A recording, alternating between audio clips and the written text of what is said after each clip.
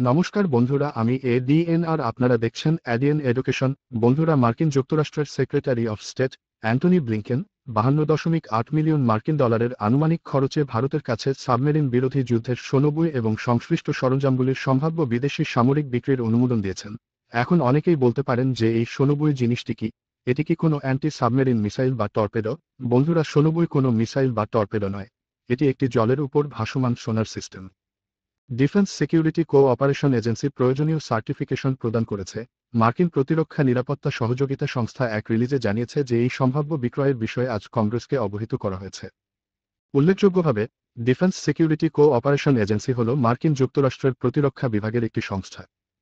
ভারত সরকার 53G high altitude anti submarine warfare HAASW sonobuoy and SSQ 62F HAASW sonobuoys এবং 36 sonobuoys কিনতে চাইছে। মার্কিন সরকার এবং কন্ট্রাক্টর ইঞ্জিনিয়ারিং এবং টেকনিক্যাল সাপোর্ট এবং লজিস্টিক্স এবং প্রোগ্রাম সার্ভিস এবং সাপোর্ট সবকিছু মিলিয়ে আনুমানিক মোট খরচ $52.8 মিলিয়ন। এই প্রস্তাবিত বিক্রয় মার্কিন যুক্তরাষ্ট্র ভারত কৌশলগত সম্পর্ককে শক্তিশালী করতে সহায়তা করে এবং রাজনৈতিক স্থিতিশীলতা, শান্তি এবং অর্থনৈতিক অগ্রগতির জন্য একটি গুরুত্বপূর্ণ শক্তি হিসাবে অবিরত একটি প্রধান প্রতিরক্ষা অংশীদারের নিরাপত্তা উন্নতিতে সহায়তা করে মার্কিন যুক্তরাষ্ট্রের পররাষ্ট্র নীতি এবং জাতীয় নিরাপত্তা উদ্দেশ্যগুলিকে সমর্থন করবে।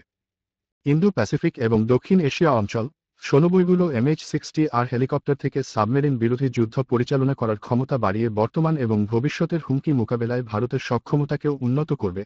এই সরঞ্জামগুলিকে তার সশস্ত্র বাহিনীতে অন্তর্ভুক্ত করতে ভারতের কোনো অসুবিধা হবে না।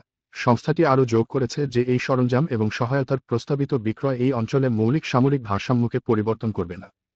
প্রধান ঠিকাদার গুলি হবে স্পার্টন কর্পোরেশন, ডিলিয়ন স্প্রিংস FL বা undersea sensor systems Incorporated USSI।